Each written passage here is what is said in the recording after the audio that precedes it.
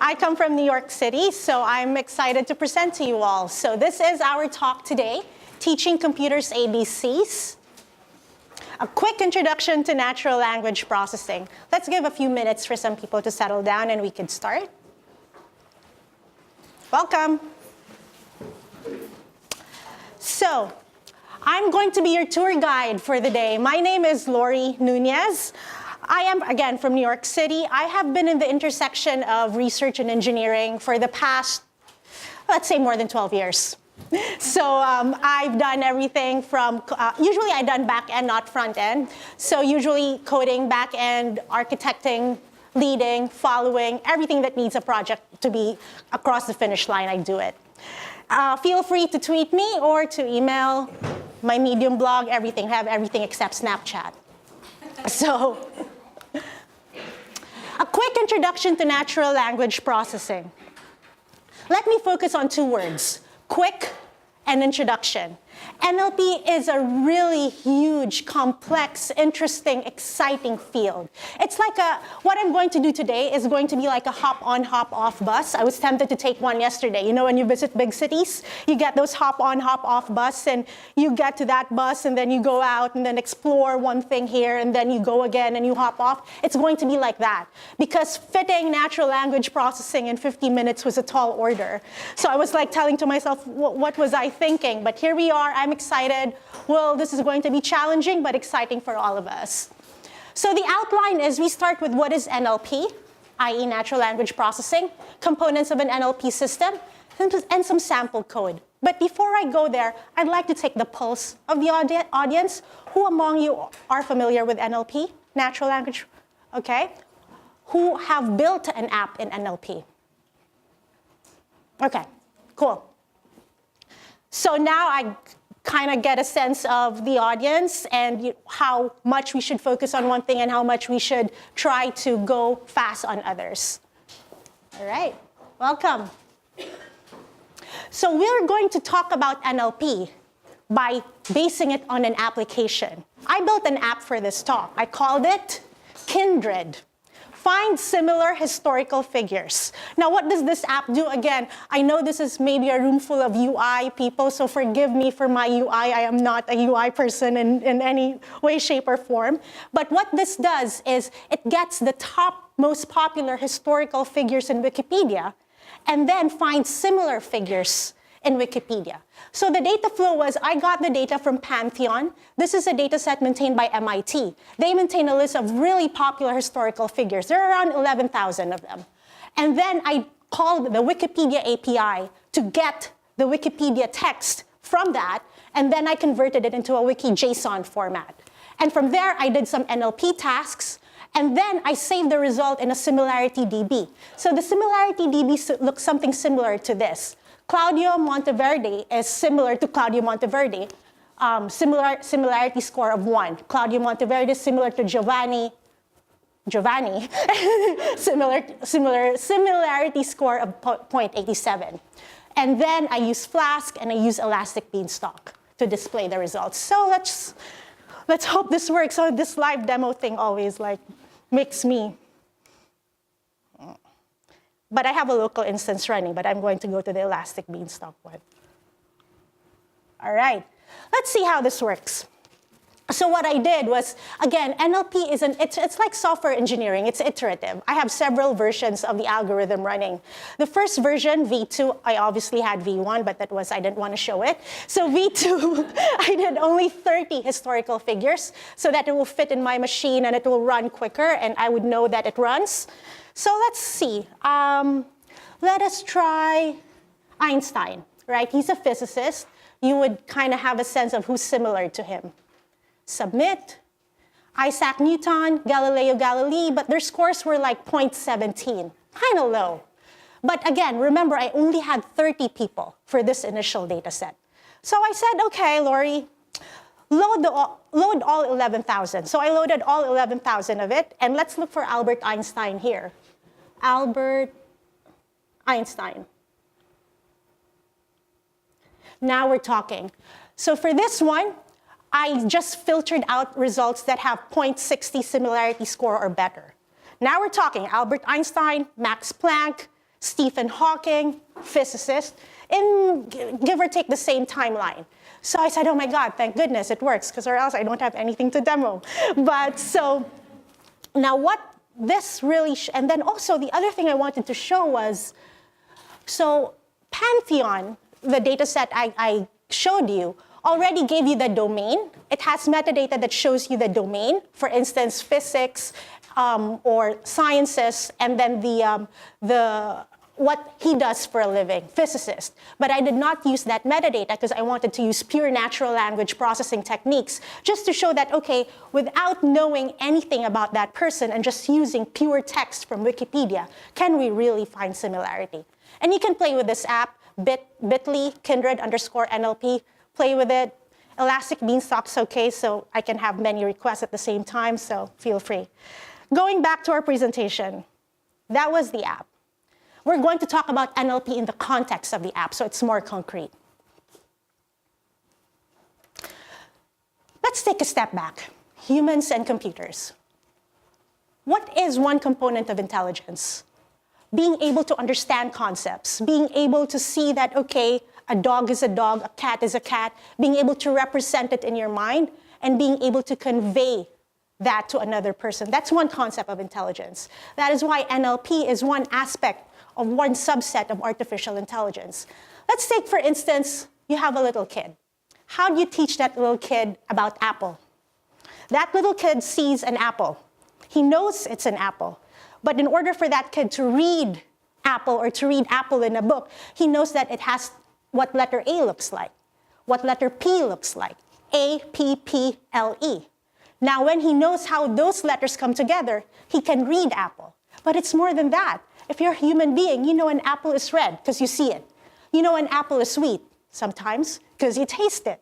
And then even you go beyond that, because sometimes an apple can evoke memory of you going to your grandma and eating apple pie. It evokes an emotion, right? That's how we humans process word. We see an apple, we taste it, we have emotions associated with it. Oops. We have 5 senses as input. We have richer knowledge representation. We're capable of complex models and relationships. And then we know an apple is a fruit. We know that a fruit connotes health. We know that an apple a day keeps the doctor away. We know this because we're humans. We have rich concepts. We have rich modeling. Logic and reasoning apply to knowledge, but we forget. We have finite memory. We forget some things. Compare that with a computer. A computer only understands zeros and ones. A computer cannot feel. A computer cannot see, although there's a field called computer visualization, which is really coming to fruition right now. It has almost infinite memory, right? And then it has really fast processing power. So at the end of the day, NLP is making the computer understand language as a human understands it. We're still really in the infancy, but the acceleration is going at a very, very rapid pace. Okay. He just wants to talk like a human, at the end of the day. So now let's talk about text preparation, representation and models, information retrieval in the context of Kindred, our app. Again, bit.ly, kindred_NLP. Feel free to play with it. Text preparation means describe the text, metadata, vocabulary. How do I extract important stuff, entity segments, and discourse? All well and good. Let's look at the Wikipedia page, right? Because this is what we're talking about in the context of Kindred. What do I know in a Wikipedia page? Going back to the previous slide, I described the text. I chose Wikipedia because I know it's in full sentences. If I have chosen Twitter, my life would be more difficult because the way people write in Twitter is different than the way people write in Wikipedia. Wikipedia articles are curated. They have to have, well, at least full sentences, right? They have some journalistic oversight on it. So the more structured your data is, the more oversight, the more editorial curation there is, the easier it is for NLP tasks. So that's why I chose Wikipedia. What's the vocabulary? English. Well, although there's sometimes foreign words, Wikipedia has some metadata. If you look at the table of contents, right? And this is really important because if you notice in Wikipedia, the first part is a summary of the article. And usually it's a summary of all his life's work, what is really important in his life. This is the table of contents. And sometimes after this summary, you have here all his biography and everything. You don't really need this. So again, remember in Kindred, we want to find similar historical figures. What does this give me? Nothing. I don't need that. So that kind of thinking on what's your input data, how is it structured, really affects the quality of the algorithms and the tasks, the NLP tasks that you're going to do. Let's code. So first thing, you clean the text. One of the purposes of this talk really is to show everybody how easy it is to do NLP. Most of the things here are open source. I'm coding in Python. There are some R libraries, there's some Java libraries. It's all open source. First, what I wanted to do was to get that text from the table of contents, because in my thought, my intuition is that that gives the page, that tells me what are the important stuff in the page. So Beautiful Soup is one such library. I also wanted to get the important section and throw away the irrelevant ones. Remember this? I did not want this. So to throw away that, I just use regular expression to cut off the sections that I want and to cut off sections I don't want. Tokenize the text. Some of the more advanced natural language processing algorithms already tokenize by default, but it's really important to have that concept of tokenization. So if you do want to tokenize yourself, you'll be able to change that. For instance, if your text is delimited by dashes or by bars. So again, super easy. I use NLTK. This is an open source natural language processing toolkit. I just do .tokenize. Done. Right? And so this takes care of apostrophes and commas and other punctuation. If I want to get sentences, done. I just want to use a sentence. And this actually uses a machine learning model that tokenizes the sentences. Again, the tokenization is done by default by many algorithms, but I just wanted to show you that if you want to say, for instance, I want to tokenize a sentence in another way, for instance, in Twitter, you want to use a hashtag as your sentence delimiter or something like that. It's something that you can customize. Okay, so now the text is clean. We've tokenized it. There's a sentence. Normalization. Now this would come later in the later slides. Stop words. There's some words in the Wikipedia that I really don't care about, that is not discriminative of that page. It doesn't tell me anything about that page. So again, I can use the default corpus, or I can make my own. If there are some words that you know in your corpus or in your text that you want to analyze that you know doesn't really add value, put them as a stop word. Lemmatize or stem the text. This would again come into play in the later slide. Lemmatizing means getting the base form of the word. So for instance, stated, the base form is state. Was, the base form is be. This really comes into play later on when you start to count the words, because you don't want to count cars as one word and car as another. You don't want to count stated as one word, stating as another, state as another. This would come into play when we do the knowledge representation. This is a fun part. So, information extraction. When I look at that Wikipedia page, what do I want to extract? What is important in that Wikipedia page? Super easy. So Spacey has a library, it's open source library. And what? I just put the document in, and for ent in docents, I get all the named entities. Done. I cannot pronounce this. I get that. I get him. Socrates, the 6th day, which is the date. That's pretty smart. It got the 6th day as the date. Thirgelian. So just put that in and you'll get the entities. And that can be important, in how you want to represent the document. And this is really cool. Summarization, it's a really hard problem. Both entity extraction, information extraction, and summarization are subfields of NLP in themselves. It's a very complex field. And just to know that you can just do this, I got all that Wikipedia page. I just did .summarize. I got the summary. And how I did this in the Kindred app was, again, I'm not using big data in my NLP, I'm just using my laptop, so I want to make the text smaller so I can process it in my laptop faster. So I just put the text in, get the summary, and use that for further comparisons. I know there was a lot of libraries, but just to go through it. Cleaning, I used Beautiful Soup, regular expression, LXML is good too. Tokenization, NLTK, spacey. Normalization, spacey. Extraction, spacey, and GenSim. All open source, all in Python. Really quick. All right, now that my document, now it's cleaned. Let's just imagine for a second you have your document, it's cleaned, it has all the entities, it has the summary. Now, how can I make the computer understand it, right? Because I understand it, but the computer cannot understand it. So you have to convert that really clean document you have into something your computer can understand. So now let's define some terms. A corpus is all the documents you have in your collection. For Kindred, that was the 11,000 Wikipedia pages. The dictionary contains all the words in that corpus. It's like your dictionary. So the problem really is, how can I represent a document? Because I'm comparing documents, remember. I'm comparing one Wikipedia document to another Wikipedia document. How can I represent those documents into words?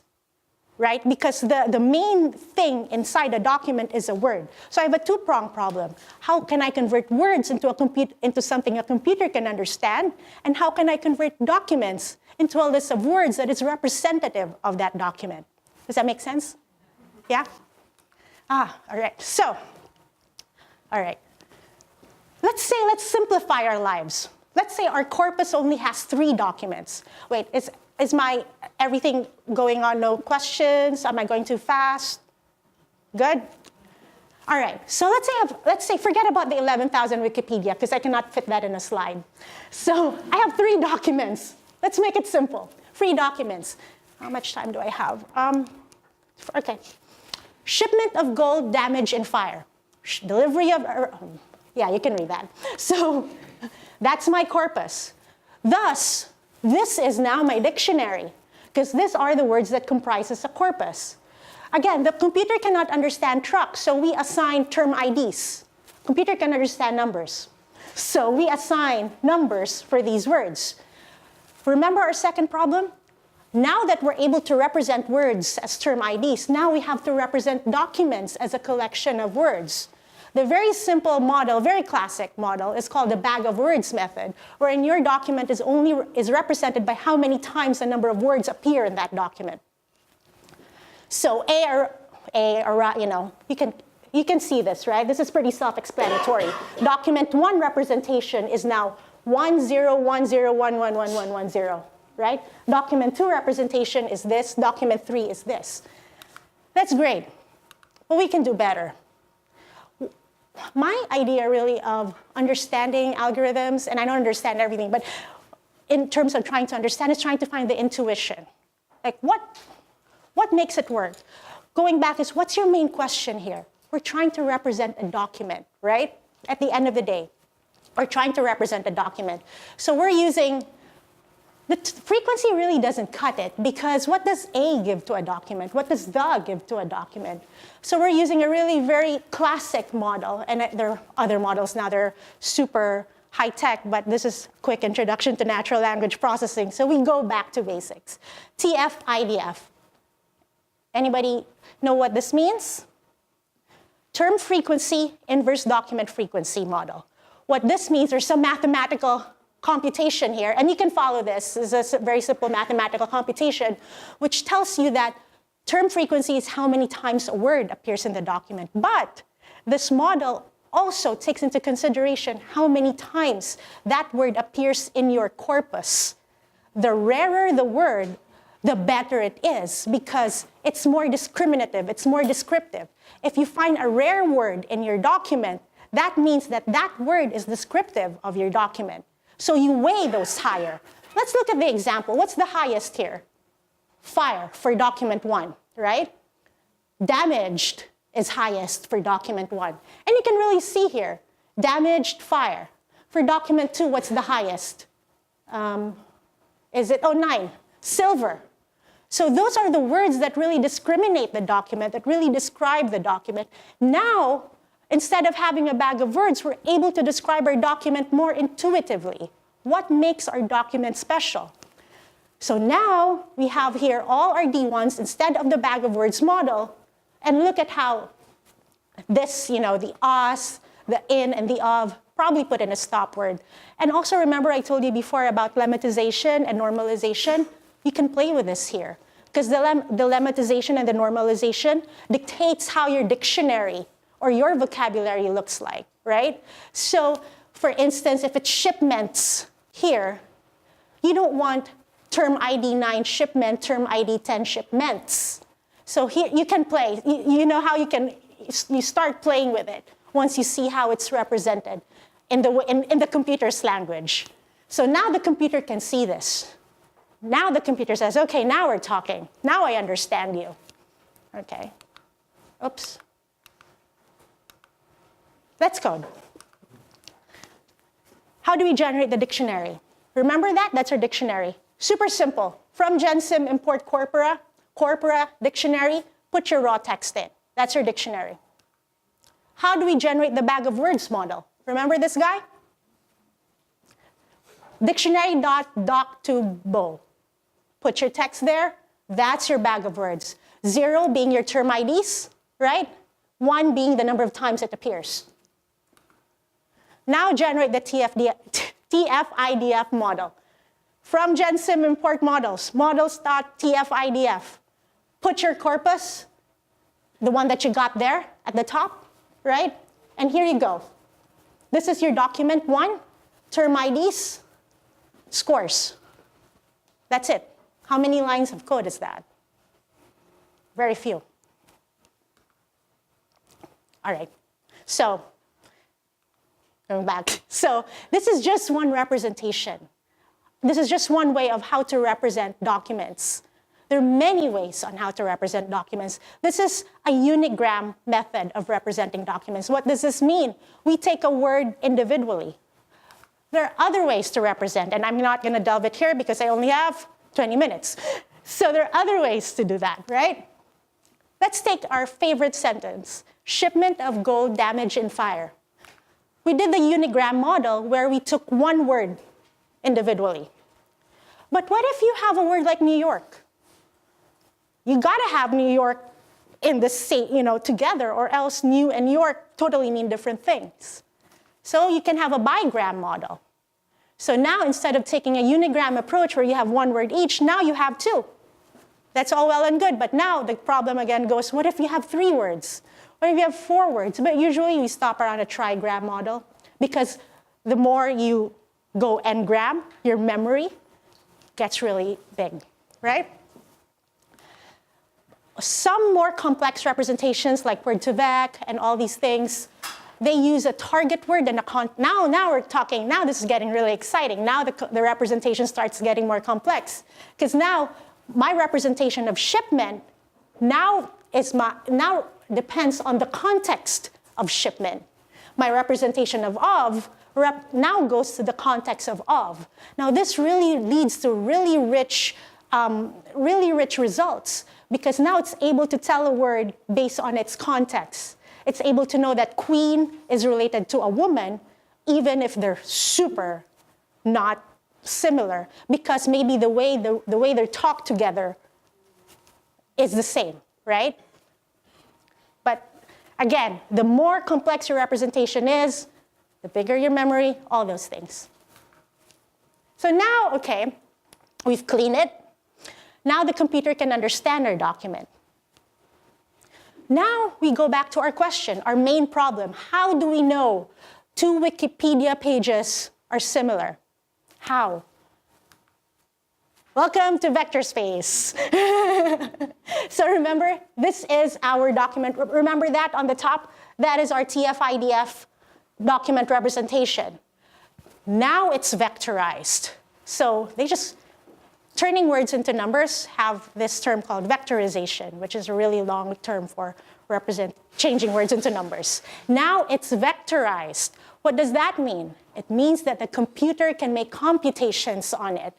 It's finite, it's bounded, it's numbers. The computer can do whatever it wants with it. So how do we calculate similarity? It's by distance, right? The closer you are, the more similar you are. let's make it simple. Let's just say we have a 3-word vocabulary. Cat, dog, hat. Okay? 3-word vocabulary, it means cat is in my x-axis, dog is in my x, cat is in my y, hat is in my z. Because remember, these are now, we're now in vector space. Vector space. So, remember my document 1 and my document 2. Remember those 0 or tfidf bag of models? Now they're now projected into vector space. How close are they? That's your distance. And you can use that using cosine similarity. So again, a standard mathematical formula where, you take the cross product, divide by the norm. It's there's a paper on that, but yeah, you just do that. And the similarity, you just the cosine similarity. And again, there are other similarity metrics as well. Okay, let's code. How easy is this, or how hard is this? GenSim, right? Remember corpora? Models. Remember that? Now we introduce a new term called similarities. Remember that dictionary to doc to bow, which was our bag of words representation. Raw text is our Wikipedia text. tfidf model is that. Now we basically just do similarities.matrix. Right? Similarities.matrix similarities with the corpus that's already transformed in tfidf model. Sample results. That's it. I'm done with my app. So one more time to take a look at the vector space. This is just, again, one representation. And remember, we humans, we see things 3-dimension, right? That's all we can see. Computers don't care about dimensions. It can see up to n dimensions, y dimensions. So going back to our previous slide, human memory, finite. What we see in terms of dimensions, finite. Computers don't care. It can put, 1,000, 1 million dimensions. Doesn't care. So a bit of a review. Text preparation, what did we do? We first looked at what kind of text did we get. We got a nicely written Wikipedia page, full sentences. Our lives would be different if it was a Twitter page or a Reddit or a subreddit, right? Because the way people write on those forums are different. They might not have capitalization. They have hashtags. They might not have sentences. We also said, okay, we know the metadata looking at Wikipedia. We know the table of contents. We know that there's metadata on the right.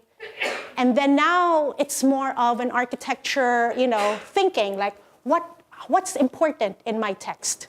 So you extracted entities, you extracted sections. This is more of an art. This is like an art form, kind of. You have to understand your text. Sure, you can just put whatever algorithm there, but you gotta understand how it's structured and how it's written.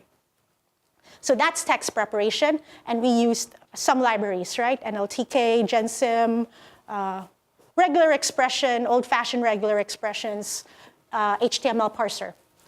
After that, we represent this clean text.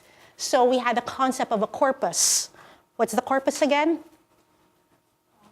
All the documents that you put in your system, right? It's a dictionary, all the words that comprise a corpus.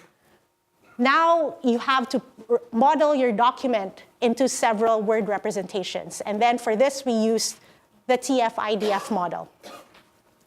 Information retrieval, project everything in vector space, get the cosine similarities of 2 words.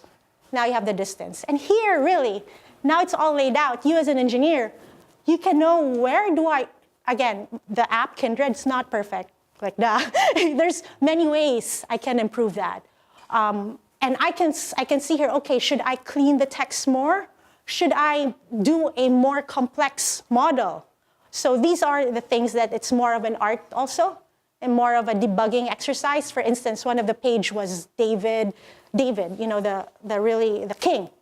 And then I was like, he was getting similar to a violinist or something like that. But because it was, I said, why is David the violinist similar to David, a king of I forgot, a king. So it was because the term David his last name was David and the king's name was David. So those things too. Maybe some disambiguation rules that you can develop. So those things. But again, start from simple. That's why we started with this talk as a really simple tfidf exercise. NLP, yay. So I love NLP. I think it's both, I see it, I look at NLP with a humanistic approach. It's not just, all models, it's understanding your text. How do you make a computer understand it? So there are other methods, there are other ways, other use cases. Here was just document similarity. You can do sentiment analysis. In fact, there was one talk I went to this morning about moderating online forums. You can use NLP there to say, okay, when they talk in the forums, you can classify that comment as allowable and not allowable. There's so many ways that you can use NLP. And also, I have to really inject this in, big data, because we have a lot of data. I was running this in my Mac, in my machine. And I had to do some optimization because it takes forever. So big data, Spark environment, cluster computing, there's also a lot of big data applications that you can integrate NLP with. References, GenSim, NLTK, Spacey, vector space model. There's a paper you can read as well. Thank you. Bit.ly, kindred _ NLP. Let me know how that goes. Hopefully it won't crash. Any questions?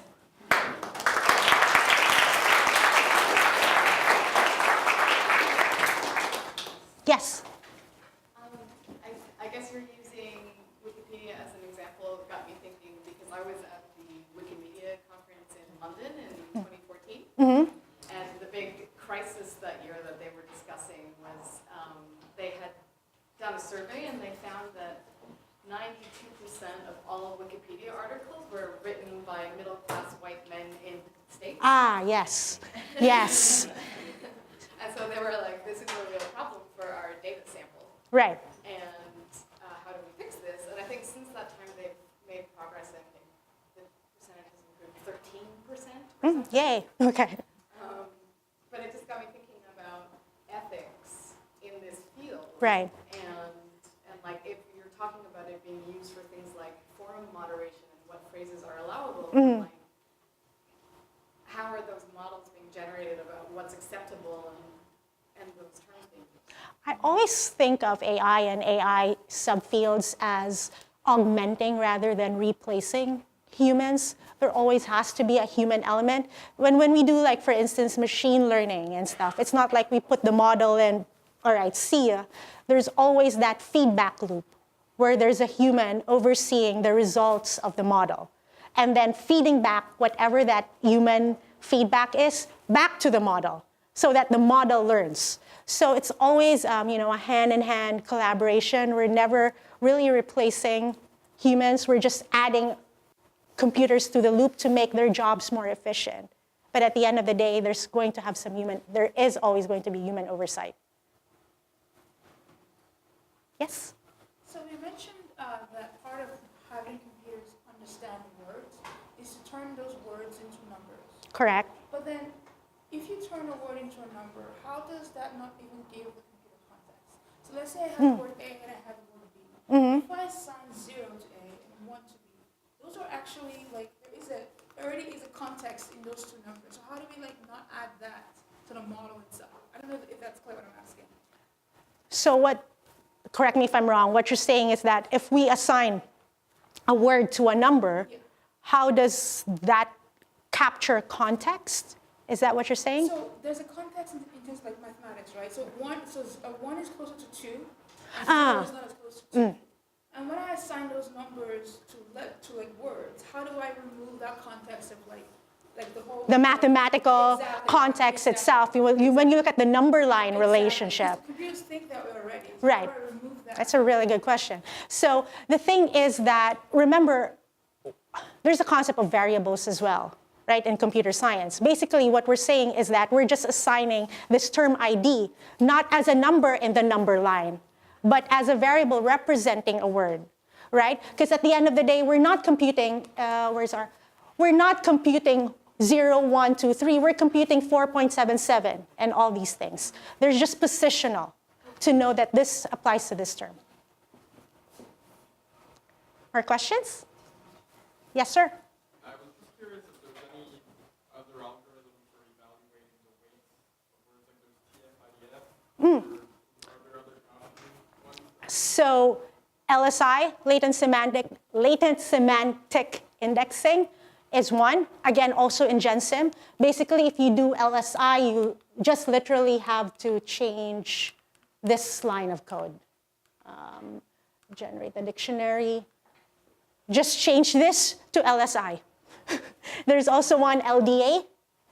Just change that to LDA. And that you can, and then there's also totally different algorithm. It's the mixture. Now your document is represented by a mixture of words and the probability of how those words are in the document. Totally different than tfidf. Different representations rather, but you could play with that. LSI, there's LDA, there's a bunch in GenSim. Can you get more precision by changing the language of the Wikipedia article? Let's say the language is Korean. Does the result will affect? Oh yeah, for sure, right? Because remember the concept of corpora and dictionary. So if your corpora already has Korean, then you're good.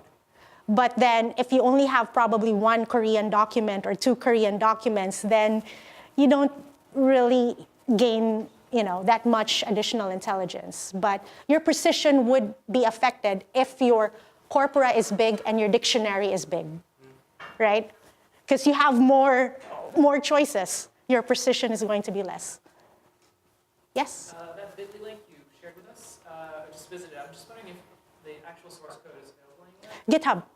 I forgot. It's in my GitHub. Loryfel Nunez. I'll send that link. GitHub, Loryfel Nunez. It's kind of ugly. It's kind of dirty right now, but I'm going to put some nice. That's why I did not put that there, but it's working. You don't judge. That's why I didn't put it there, because I said, give me one day and I'll. Yes. Go ahead. So I was wondering, are there any best practices? So as a noob to this whole field, how would I know, based on the documents I have and based on my question, what sort of evaluation technique I could use?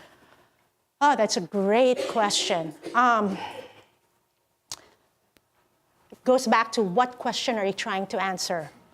So I always start with the end in mind, right? I don't start with the technology. I don't start with the model. I don't start with the algorithm. I start with what is the question I'm trying to answer. So for instance, for this guy, this is a bad example. Let's say sentiment analysis. I want to say, classify whether a review is good or bad. So I base my evaluation metrics there. I gotta have to have a label. I have to have a gold set. For some reason, I have to, a gold set is a human curated set that a human already says, okay, good, bad, good, bad, good, bad. I have to start with that so that whatever algorithm I have, I always evaluate it with my gold set. So that's a great question, actually. When you start doing this, define what problem you're trying to solve, make a gold set. Then you can iterate as often as you want. Yes? So I'm wondering if you know LUIC. I'm sorry? There's a product called LUIC, Linguistic Inquiry and Word Count. It's the Penn-Baker... tree bag corpus? Yeah, I'm wondering if they use the same methods, or if you have any idea, I don't know. or if it's... I don't know what they use, but what I do know is that we have so many new methods and algorithms in NLP right now sprouting every year, and it's getting so exciting, especially with deep learning. I'm super excited about it. So they have long short-term memory. It's really cool. Anyway, but the one that I presented to you is basic and has withstood the test of time. tfidf, basic, withstood the test of time. Like usually that's the base model. They compare more advanced algorithm. To your question, I don't know what they use, but they have to tokenize. They have to segment their sentence. They have to do these basic things. So another question. Sure. I'm in social research, so there are methods of content analysis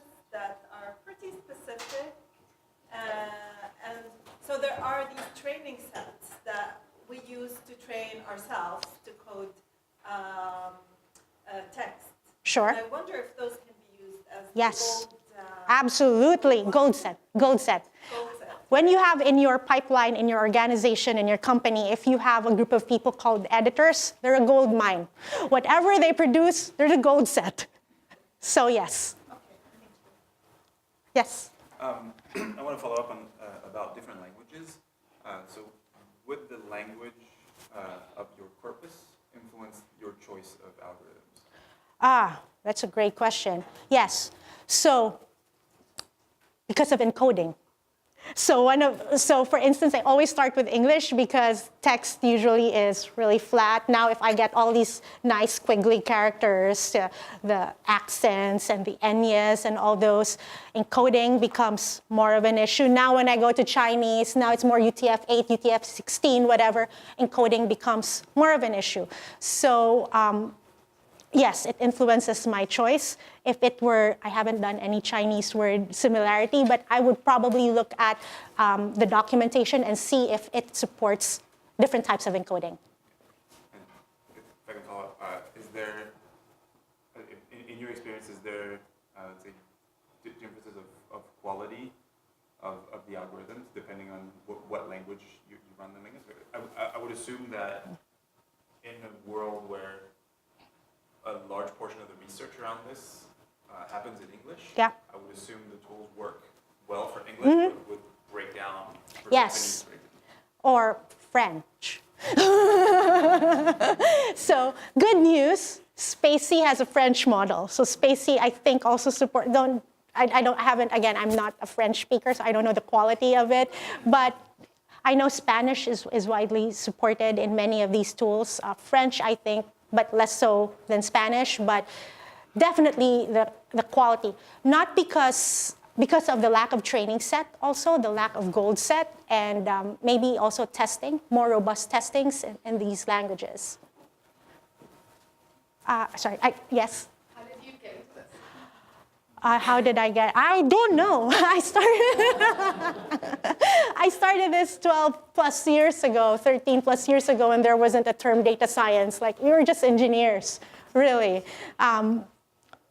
I don't know. I was just given a project by my boss. He just told me, Lori, I need you to build a search engine. I said, a what? A search engine. And so I just Googled stuff and that. And now they...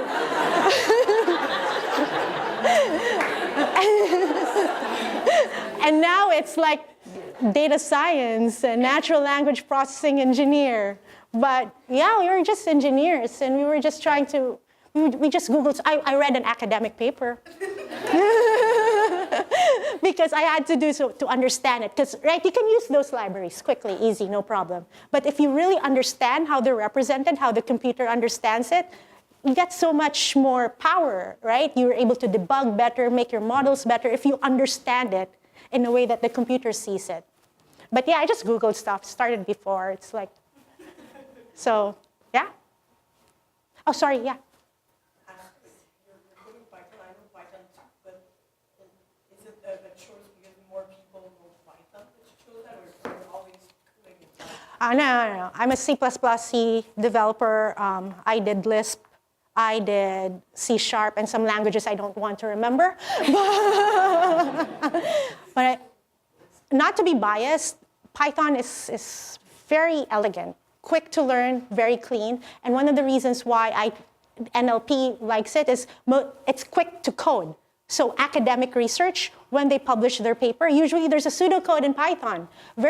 A few in Java, but like Java, you have like 20 lines. In Python, you can have 5 lines, right? So also because the field, natural language processing, and most of AI research, the pseudocode and sample code is written in Python. In fact, NIPS, which is one of the preeminent conferences in natural language, in neural nets, which is AI in general, most of their pseudocode, a lot of it is in Python. So it's just, yeah. We're coding Python when we need to do research on large data set, and my sysadmin is like, it's really bad if you have a lot of data, because Python is not as good for multi-thread. Yes, correct, because of the GIL, Global Interpreter Lock. Yeah. No GS, it's going to be much faster. So one of my suggestions, if I may, so I do in AWS, like I code in AWS, I just spin up a lot of machines. Spin up a lot of machines. And also the thing too is Spacey. It's written underneath Spacey. It's a Python library, which is C, so it's kind of fast. But for data, S3, Google Cloud or whatever, spin up a lot of machines. And also Spark. Spark also, you can use Spark has NLP libraries. It's good for big data sets. Yeah? Yes? So just to follow up on an earlier question about evaluation, it's more of a comment, I guess. If you're just getting started, you don't necessarily need a gold data set, right? Like for something like, for a task like this, you don't really have a gold data set of, this person is similar to this person. My son, he's my goal data set. I had him to evaluate. My son. Yeah. I had him evaluate. You can do qualitative analysis, right? Right. It's like you mentioned, you said like, oh, King David is similar to the violinist. What's going on Yes. here? You can dig in and see, like, Absolutely. the results make sense, right? Yes. So a lot of like iterating through some qualitative analysis before you're ready for. That's right. But also one thing to remember, whatever qualitative analysis you do, save it. Because that's the start of your goal set. You just don't want to do a qualitative analysis and forget it. You spent like 1 hour doing qualitative analysis. Make it work for you. Save it. Yeah? Cool? Thank you. Thank you.